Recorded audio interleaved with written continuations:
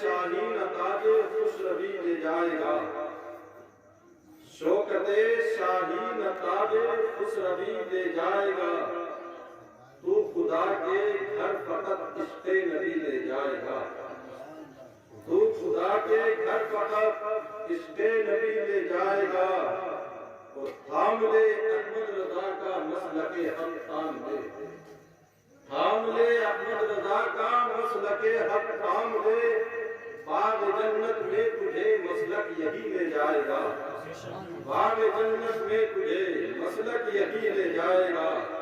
اور مفتی اعظم میرے اعلان یہ کر کے گئے، اب تمہیں منزل کی جانب اظہری لے جائے گا، اب تمہیں منزل کی جانب اظہری لے جائے گا، اور جس کے سینے میں ہے روشن علم قرآن کا چراغ، جس کے سینے میں ہے روشن علم قرآن کا چراغ، باپ ماں کو خلد میں بیٹا وہی لے جائے گا، باپ ماں کو خلد میں بیٹا وہی لے جائے گا، شوکت شاہین تاج خوش روی لے جائے گا، تو خدا کے گھر فقط عشق نبی لے جائے گا۔ اور نامی کوئی بغیر مشقت نہیں ہوا، نامی کوئی بغیر مشقت نہیں ہوا، دنیا میں اگر جاہو عظمت شان و شوکت عزت مرتبہ مقام حاصل کرنا ہے تو اس کے لیے جد و جہد کوششیں کاوشیں کرنا پڑتی ہیں، تب کہیں جا کر کے کوئی مقام کسی کو حاصل ہوتا ہے۔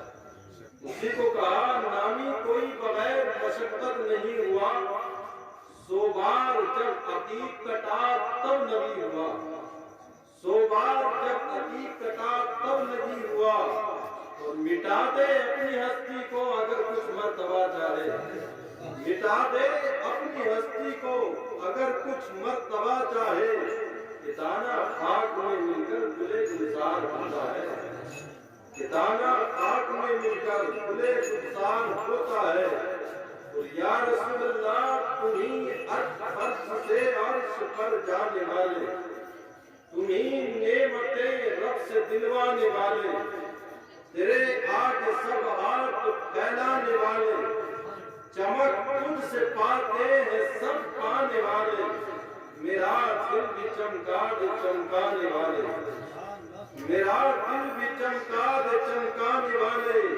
اور مدینے کے زائر ذرا تو سنبھلنا، سواری سے اپنی تو جس دم اترنا، کہ یہاں تھا میرے مصطفیٰ کا گزرنا، حرم کی زمین اور قدم رکھ کے چلنا، ارے سر کموتا ہے او جانے والے، ارے سر کموتا ہے او جانے والے، ہے بے مثل تیرا کرم جانے عزت، ہے بے مثل تیرا کرم جانے عزت، غلاموں پہ ہر دم ہے تیری عنایت، ہے بے مثل تیرا کرم جانے عزت، غلاموں پہ ہر دم ہے تیری عنایت، وہ گلشن وہ صحرا وہ دریا کے پروت، برستا نہیں دیکھ کر ابر رحمت، بدوں پر بھی برسات برسانے والے، چمک تجھ سے پاتے ہیں سب پانے والے، میرا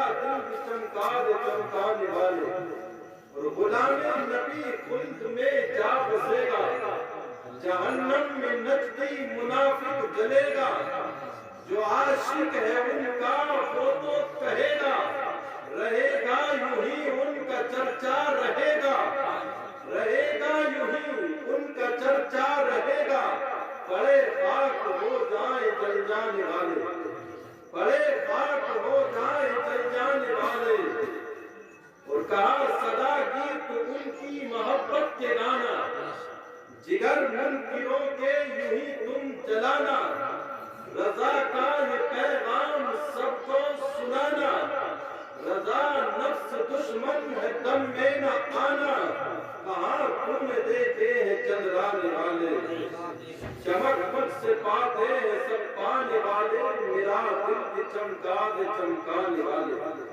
حصول برکت کے لیے ایک بار درود پاک اللہم صلی علی سیدنا و مولانا محمد بارک وسلم صلاۃ و سلام علیک یا رسول اللہ۔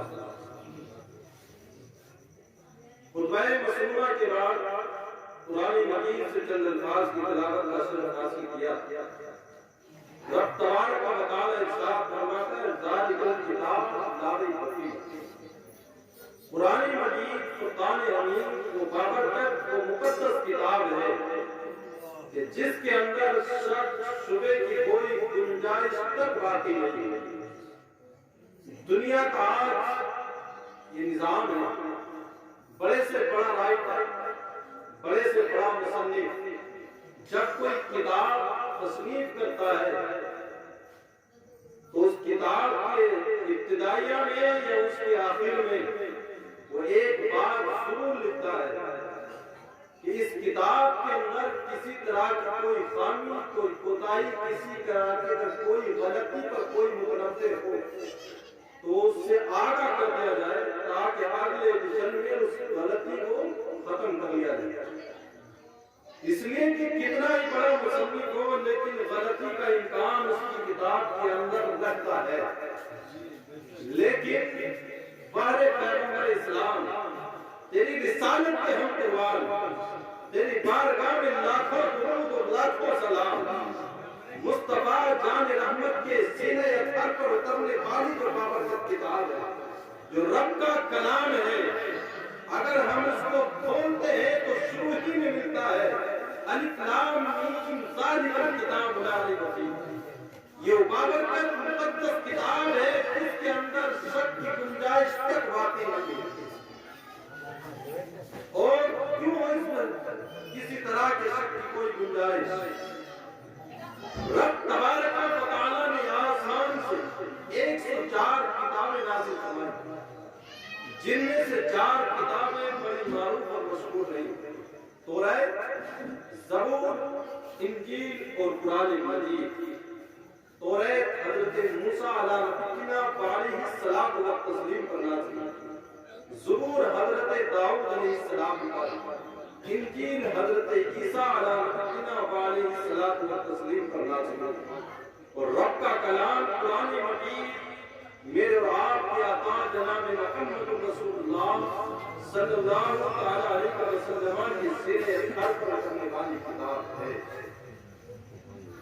اور جس مہینے میں یہ کتاب نازل ہوئی اس مہینے کا مہینوں میں کوئی جواب نہیں، اور مہینے بھی پھر دیکھیں تو جس مہینے میں آئی اس مہینے کا مہینوں میں کوئی جواب نہیں، جس ذات پر نازل ہوئی اس نبی کا انبیاء میں کوئی جواب نہیں، جس زبان عربی میں نازل ہوئی اس زبان کا باقی اور زبانوں میں کوئی جواب نہیں، تو اس کو وہ اعجاز حاصل ہے، باقی دیگر کتب سماویات کو بھی وہ اعجاز حاصل نہیں ہے۔ اچھا یہ چاروں کتابیں رمضان ہی میں نازل ہوئی، توریت، زبور، انجیل جو باقی اور 3 کتابیں ہیں وہ بھی رمضان ہی میں نازل ہوئی، لیکن ان میں سے توریت آئی تو پہلے عشرے میں 6 رمضان المبارک ہے، چاندنی موجود ہوتی ہے، اگرچہ کچھ وقت کے لیے 6 تاریخ میں چاند ہوتا ہے لیکن روشنی موجود ہوتی ہے۔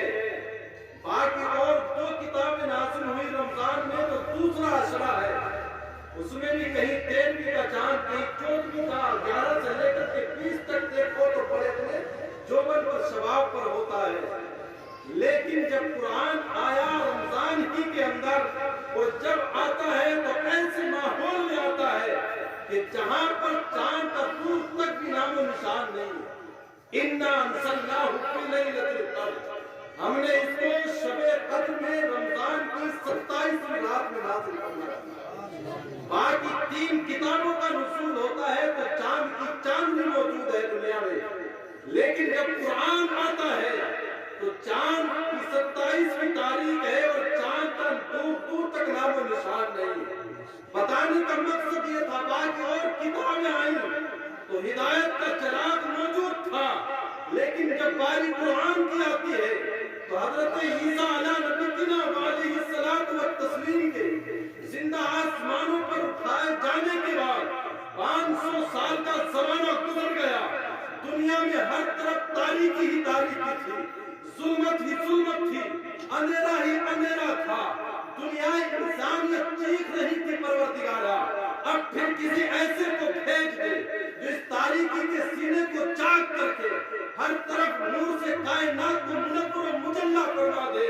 تو بتانے کا مقصد یہ ہے کہ جب 27ویں رات میں قرآن اترتا ہے، اندھیری رات ہے، بتایا چلا ہے کہ 27ویں رات میں جب قرآن آیا ہے تو یہ خالص ہدایت نہیں، سراپا ہدایت، رشد و ہدایت کا رہنما اور کامل بن کر کے آیا ہے۔ اس لیے کہ اس کے بعد اب صبح قیامت تک نہ کوئی اور کتاب نازل ہو سکتی ہے، جس نبی پر نازل کی گئی اب اس کے علاوہ کوئی اور نبی بھی قیامت تک آنے والا نہیں ہے۔ تو اس کتاب کا نہ کسی کتابوں میں کوئی جواب ہے، جس مہینے میں نازل ہو اس مہینے کا باقی مہینوں میں کوئی جواب نہیں، اور عرب کے جس ماحول میں آئی اس کو باقی اور تمام دنیا کے خطوں پر فوقیت حاصل ہے۔ کہا ذالک الکتاب لا ریب فیہ، یہی وہ کتاب ہے جس کے اندر شک شبے کی کوئی گنجائش تک باقی نہیں۔ کہا ہدی للمتقین، یہ ہدایت ہے تقوی شعار لوگوں کے لیے۔ تو قرآن تو سراپا ہدایت بن گیا، پھر یہاں متقیوں کو کیوں تخصیص کر دیا کہ جو تقوی شعار ہے انہیں کے لیے ہدایت ہے۔ کہا ہدی للناس، لوگوں کے لیے ہدایت ہے۔ تو فرمایا آسمان سے جب باران رحمت کا نزول ہوتا ہے تو کہیں پر زمین کے اندر سبزہ اگانے کی صلاحیت موجود ہوتی ہے، وہی پانی اس زمین کے خطے پر بھی برستا ہے، لیکن وہی پانی کہیں کھلیانوں میں، کہیں بنجر زمین پر جب اس بارش کا نزول ہوتا ہے تو بارش دونوں جگہ پر یکساں ہوئی، لیکن فائدہ اسی زمین کو ہوتا ہے جس میں کوئی سبزہ اگانے کی صلاحیت موجود ہوتی ہے۔ تو قرآن تو سب کے لیے ہدایت ہے، لیکن اس کی ہدایت کے نور سے وہی مالا مال ہوگا جس کے پاس تقوی کا نور، شعار تقوی جس کے پاس موجود ہوگا۔ کہا ہدی للمتقین، یہ ہدایت ہے متقی لوگوں کے لیے۔ اب متقی ہم بنے کیسے؟ آج انسان صبح سے لے کر شام تک کتنے ہی گناہ کرے لیکن یہ توبہ نہیں کرتا، اس لیے کہ اس کے ذہن میں یہ بات رہتی ہے توبہ کرے تو کس گناہ سے؟ گناہ تو میں نے کوئی کیا ہی نہیں، لیکن جیسے ان سے گھر سے قدم بعد میں نکالا پہلے جھوٹ بولتا ہے، اور جھوٹ کوئی معمولی گناہ نہیں ہے۔ مصطفیٰ جان رحمت صلی اللہ تعالی علیہ وسلم نے ارشاد فرمایا جب انسان جھوٹ بولتا ہے تو اس کے منہ سے ایسی بدبو نکلتی ہے کہ رحمت کا فرشتہ 1 میل دور ہو جاتا ہے۔ تو جب 1 میل دور رحمت کا فرشتہ پہنچ جائے تو پھر گھر کے اندر رحمتیں برکتیں نازل ہوں، نحوستیں نہیں برسیں گی، تو پھر اور کیا ہوگا؟ اب آپ کہیں گے صاحب ہم تو جھوٹ نہیں بولتے، لیکن سنیں، باہر نکلا گھر سے کہیں دکان پہ اس کو جانا ہے، بیٹا ضد کیا مجھ کو بھی جانا ہے، تو کہا، اس نے پوچھا کب آؤ گے؟ تو آنا اس کو دوپہر یا شام میں دکان بند کر دیا، لیکن بیٹے سے کہتا بس ابھی آ۔ تو اس کی نظر میں یہ گناہ ہے نہیں، سے توبہ کیوں کرے؟ جبکہ سب سے بڑا گناہ یہی ہے۔ تو خام خاص میں جھوٹ بولا بس ابھی آیا، اب ارادہ نہیں ہے کہ شام کو جب آئے گا تو بیٹے کے لیے کچھ لے کر کے آئے گا، لیکن جب بیٹے نے کہا کہ ہاں ٹھیک ہے میں شام کو تیرے لیے کھانے کے لیے کچھ چیز لے کر کے آؤں گا، لیکن ارادہ ہے نہیں، تو ابھی گھر سے باہر قدم نہیں نکلا تو جھوٹ بول چکا ہے، تو پھر کہتا ہے کہ مجھ سے گناہ ہوا کہاں جس سے میں توبہ کروں؟ قرآن کہتا ہے یا ایھا الذین آمنوا ادخلوا فی السلم کافہ، اے ایمان والو اسلام میں پورے داخل ہو جاؤ۔ اب کہاں تک ہم پورے داخل ہوئے؟ اپنے عقیدے سے لے کر ولیمے تک، اور ولیمے سے لے کر کے اپنے تجہیز و تدفین تک دیکھ پوری زندگی کہ کہاں پر کوئی احکام شریعت کا مکلف ہونے کے بعد کہاں تک پورے ان تمام چیزوں کے پاس لحاظ رکھا ہے، ہم نے شریعت کو پسے پشت ڈال دیا ہے۔ اور پھر سمجھتا ہے. قرآن نے کہا نا احسب الناس ان یترکوا ان یقولوا آمنا. لوگ گمان کرتے ہیں یقولوا آمنا ہم ایمان لے آئے اللہ پر اور بس یوں چھوڑ دی جائیں گے. وہم لا یفتنون تمہیں آزمایا نہیں جائے گا. خالص آمنا باللہ کہنا کام نہیں دے گا. آزمایا بھی جائے گا اور طرح طرح سے تمہیں آزمایا جائے گا. اس لیے خالص بازار و تقریر سن کر کے وقتی طور پر لطف اندوز ہونے کی ضرورت نہیں ہے. آج کتنے مولانا کی تقریر لوگ اسٹیٹس پہ جوان اس لیے لگاتا, اس لیے نہیں کہ دین کی بات اسے حاصل ہوگی, لطف اور مزے کے لیے. دیکھتے وہ کتنے اس نے ہنسی کے بعد پورا مطلب میں کیے. تو آج اسلام کہاں ہے اور ہم کہاں پر ہیں؟ اسلام نے ہمیں کیا سکھایا ہے؟ اسلام تو یہ ہے, یہ شہادت کا ہے الفت میں قدم رکھنا. یہ شہادت کا ہے الفت میں قدم رکھنا. لوگ آسان سمجھتے ہیں مسلمان ہونا. اقبال نے کہا کہ زبان سے کہہ لیا لا الہ تو کیا حاصل, دل و نگاہ اگر مومن نہیں تو کچھ بھی نہیں.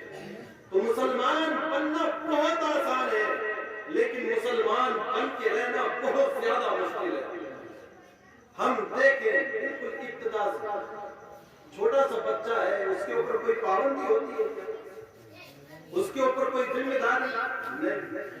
لیکن جب وہ تھوڑا بڑا ہوا تو اس کو اسکول مدرسہ جانے کی پابندی, اس کی ذمہ داری اس کے سر آ جاتی ہے.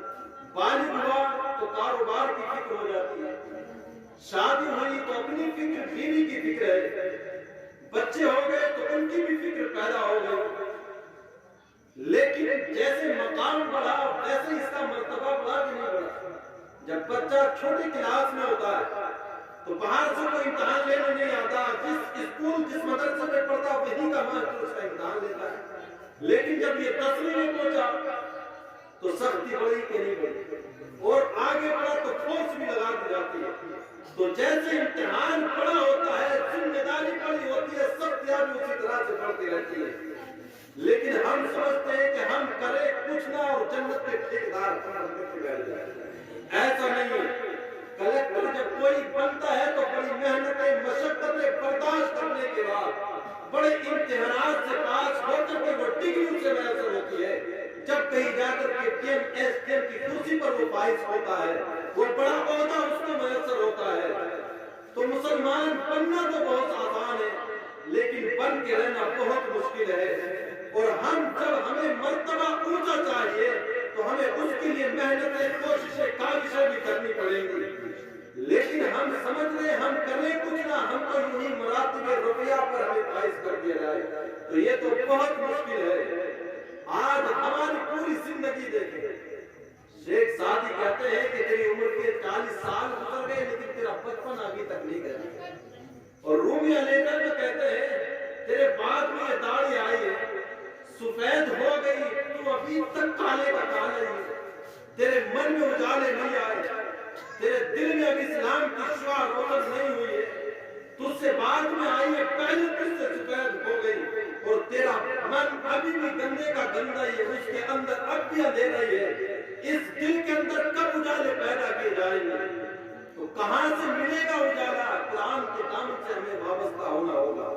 اور قرآن رب کا مقدس کلام ہے جس کی محافظت کا ذمہ اس نے اپنے ذمہ کرم کر لیا. اِنَّا نَحْنُ نَزَّلْنَا الذِّكْرَ وَإِنَّا لَهُ لَحَافِظُونَ. ہم نے اس قرآن کو نازل کیا اور ہم ہی اس کی محافظت کرنے والے ہیں. اور کیسا بہتر انتظام فرمایا اس نے اس کی محافظت کا.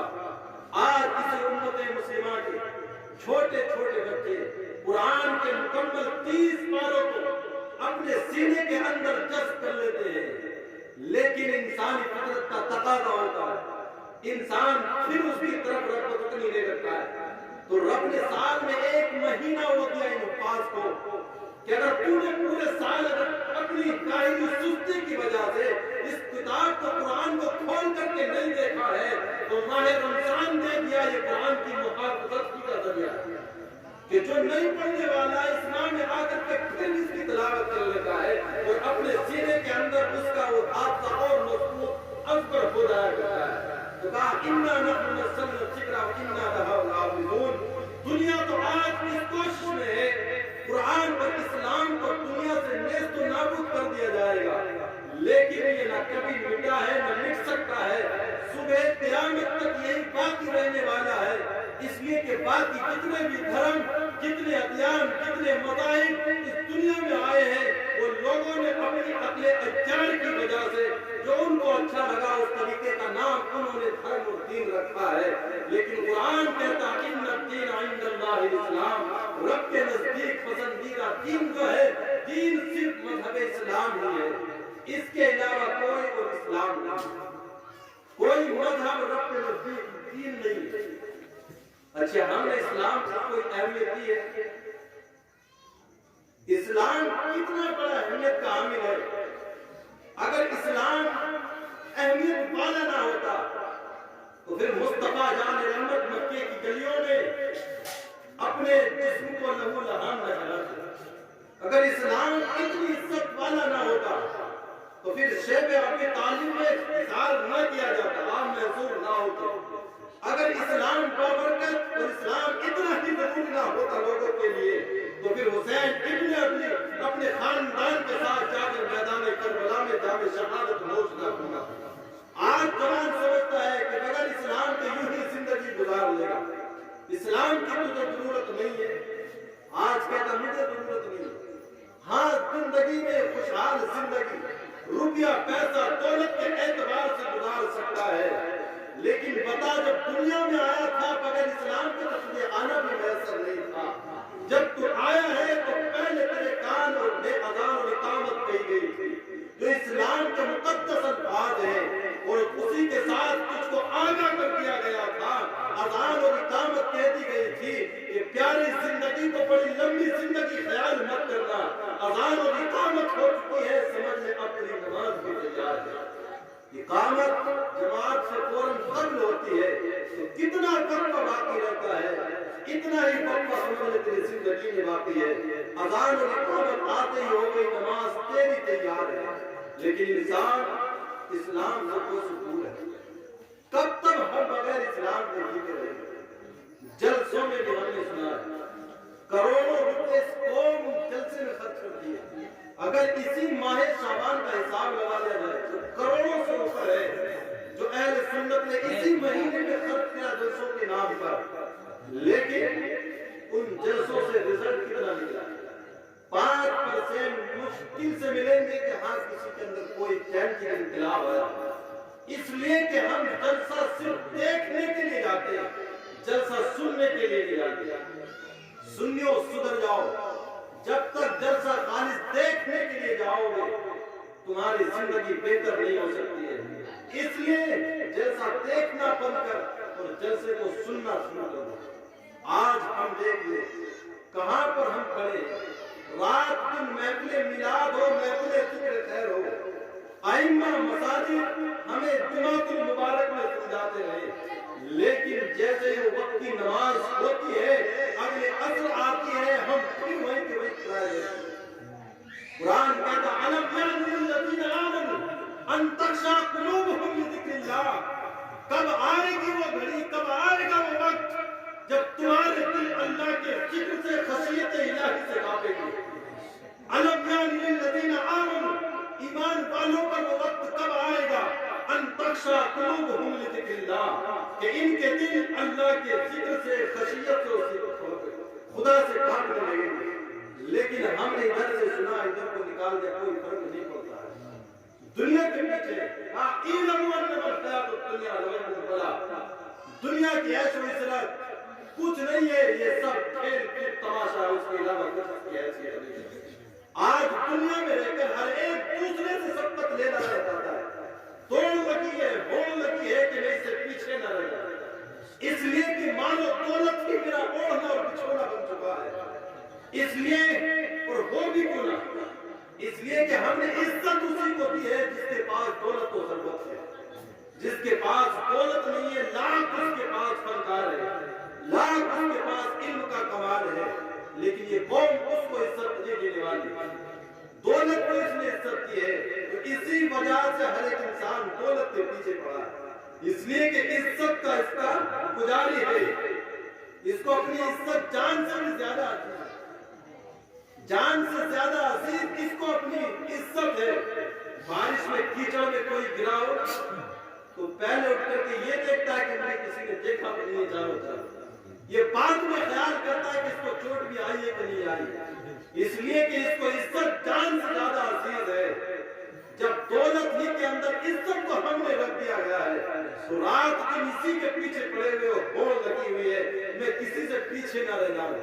हाँ, अगर हमने इज्जत तकवे के अंदर रखी होती, जो 5 वक्त नमाज थी अगर हमने उसको इज्जत की होती तो दूसरा कोशिश करता कि मैं तहज्जुद भी अदा करूं।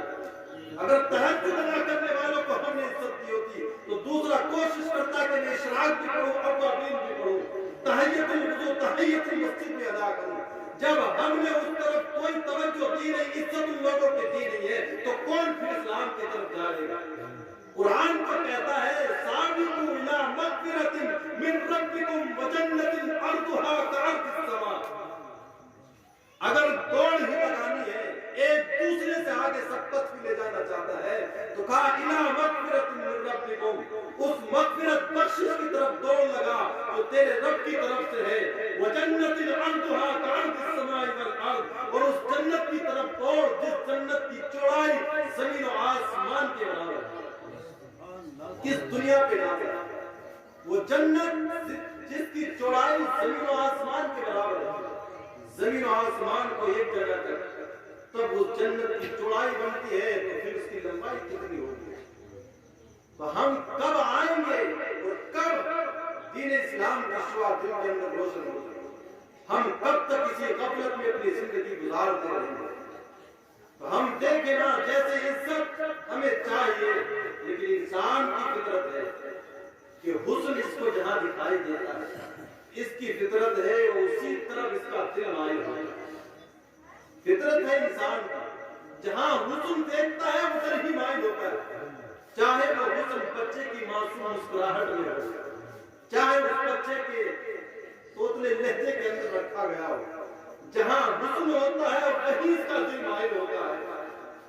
और इसी हुस्न ने भी बहुत सी खराबियों को जन्म दिया माशरे के अंदर। मेरी माँ ने तवज्जो दी, इसलिए कि बेखुदी बेसबब नहीं गाली, कुछ तो है जिसकी पर्दा डाली है। आज घर घर के अंदर या टीवी के अंदर तनाव है और हर एक अपने शौहर की शिकायत करने वाली है। वो मेरी तरफ इत्तेफाक नहीं रखता है, मेरी तरफ तवज्जो नहीं देता, गैर औरत के साथ उसका कनेक्शन है, उसका ताल्लुक बाहर की किसी औरत के साथ है। तो सोच तो सही, ये नौबत आई तो दूसरी की तरफ गया क्यों? तूने अपने अंदर कौन सी कमी रखी कि उसका दिल तुझसे ना मिलकर के दूसरी तरफ माइल हुआ। इसलिए कि फितरत है इंसान की, जहां हुस्न देखता है उधर इसकी फितरत माइल होती है। तो अब देखें ना, घर के अंदर तो यूं ही रहती है, जबकि कहा गया अगर औरत अपने शौहर के लिए उसके घर आने से पहले तैयार होकर के बन सवर करके बैठती है तो रब उसको रात भर नफली इबादत का सवाब अता फरमाता है। लेकिन जिसके लिए जीनत थी उसके लिए तो इसने जीनत की नहीं, और जब घर से बाहर निकलती है तो ये मर्द भी इतना बड़ा कंजूस है, अगर इसके पास नहीं है तो पड़ोसी से मांग करके लाता है। मेरी बीवी को फुला दावत में जाना है, जेवरात मांग करके। अजीब हालत है। जीनत जिस शौहर के लिए करने का हुक्म था, अगर उसी के लिए घर के अंदर की होती तो जब उसको सब कुछ अपने घर के अंदर मैसर था तो फिर दूसरी की तरफ माइल होता क्यों? लेकिन जिसके लिए करने का हुक्म था वहां इसने की नहीं, वो जब घर से बाहर बन सवर के निकलती है दूसरे देखते हैं, दिल माइल होते हैं, पापी होते हैं, ख्यालात भटकते हैं और नजरें जो है तो गैर मुतवज्जिह तरीके से एक दूसरे की तरफ झपकता है। तो कहा जहां करने का हुक्म था वहां इसने किया नहीं, और जिसके लिए इस इजाजत थी नहीं उसके लिए इसने सब कुछ किया है। तो फिर वहां पर लोग पापी नहीं होंगे तो और क्या होगा? जब घर से बाहर निकलेगी पन सबर करके पाप नहीं होगा तो फिर और क्या होगा?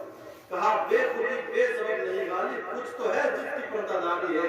जहां करने का हुक्म था अगर घर के अंदर सब कुछ तुझे मैसर होता फिर दूसरे की तरफ ये दिल माइल होते ही नहीं। आखिर बताए मेरी माँ बहन, इस चीज का कोई मकसद है? हद तो यह है कि जो ना समझ बच्ची है माँ उसको भी अपने साथ बना संवार करके लेकर के जाती है। عجیب حالت ہے، کس فکر میں پڑی ہے؟ قرآن نے تو کہا لقد خلقنا الانسان فی احسن تقویم، ہم نے انسان کو بہترین شکل و صورت میں پیدا کیا ہے۔ جب اس نے بہترین شکل و صورت ہمیں دے دی ہے تو پھر یہ دنیا بھی ایس پاؤڈر یہ تمام طرح کی کرنیں اس پر کیا رنگ چلا سکتی ہے؟ آخر دن میں اب اوپر کی بناوٹ ہی تو ہے، چند منٹوں چند لمحوں کی کہانی ہے، پھر اسی جگہ پر آ جانا ہے۔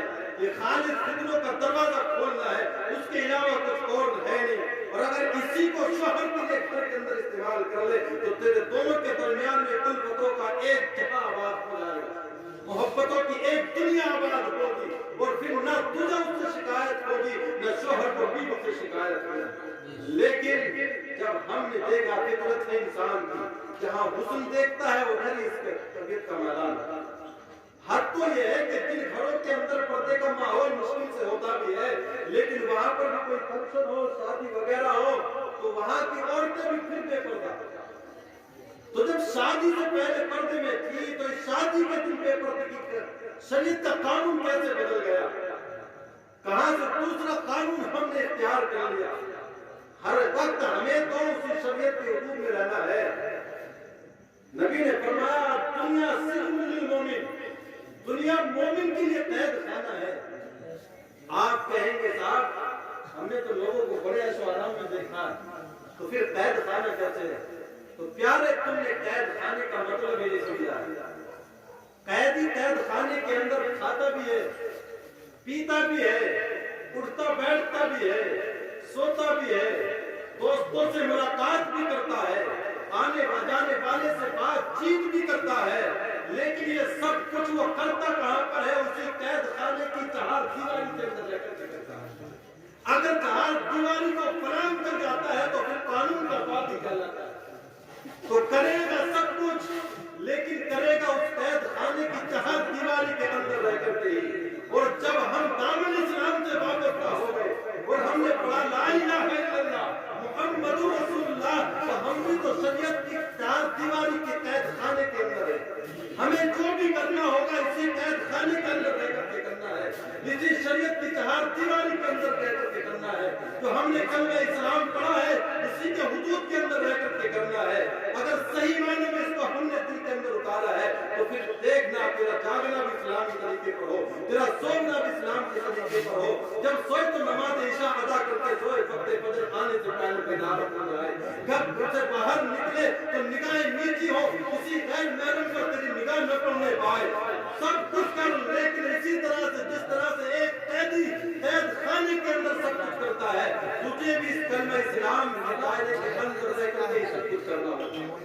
لیکن اگر اس سے الگ جائے گا، میں تو کہتا ہوں کہ ہم برائی نہیں کرتے، ہم تو بغاوت کرتے ہیں شریعت کے ساتھ، اور جانتے ہیں بغاوت گناہ سے کہیں زیادہ بڑی ہے۔ تو جو شریعت کی بغاوت کرے، قرآن تو کہتا ہے لا تعاونوا علی الاثم والعدوان، گناہ پر کسی کی مدد نہ کر، اور آج ہم گناہ ہی پر دوسرے کی مدد کرتے ہیں۔ گھر کے اندر بیٹے نے بدمعاشی کی تو باپ کو سمجھانے کے لیے تیار نہیں کہ ہاں تو نے فلاں کے ساتھ بدسلوکی کی ہے، غلطی دے دی ہے، بلکہ وہ باپ خود لاٹھی لے کر اس کے ساتھ کھڑا ہوتا ہے۔ خاندان میں کوئی غلطی کر لے تو یہ اسی خاندان کے ساتھ ہوتا ہے، اگرچہ وہ ناحق ہے تو کہتا ہے پھر خاندان کی بات ہے، یہ ریت تو مجھے نبھانی پڑے گی۔ یہ خاندان بڑا ہے کہ خدا بڑا ہے؟ خاندان اصل ہے کہ شریعت اصل ہے؟ خاندان قبر میں کام آئے گا کہ مصطفیٰ جان رحمت کام آئیں گے؟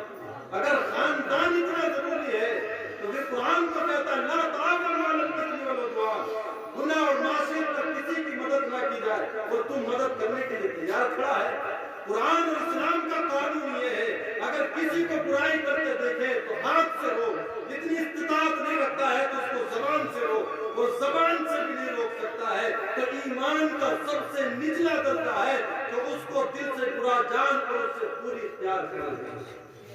دیکھ اپنی گریبان میں جھاڑ کر، ہمارے اندر یہ سب سے نچلا درجہ بھی باقی نہیں ہے، ہم برے کو برا کہنے کے لیے بھی تیار نہیں ہیں۔ تو قرآن تو کہتا ہے وَلَا تَعَاوَنُوا عَلَى الْإِثْمِ وَالْعُدْوَانِ، گناہ پر مدد نہ کرو، اور ہم گناہ پر مدد کر رہے ہیں تو قرآن کی مخالفت کفر ہے کہ نہیں؟ تو پھر دیکھ گریبان میں جھانک کر کس جگہ پر کھڑا ہے۔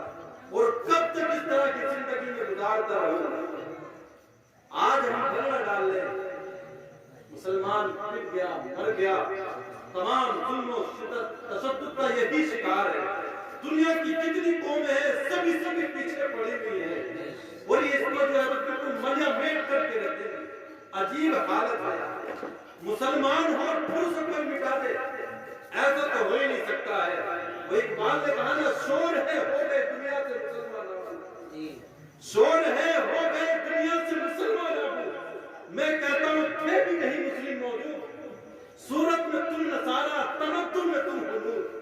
یہ مسلمان ہے جسے دیکھ کے شرمائے، نہ تمہاری شکل و صورت مسلمانوں جیسی ہے۔ مسلمان ہے کہاں جو دنیا سے مٹ جائے، ورنہ اگر صحیح معنوں میں مسلمان ہو تو کتنا ہی اپنے وقت اگر فرعون بھی ہے تو بال بے کا نہیں کر سکتا ہے۔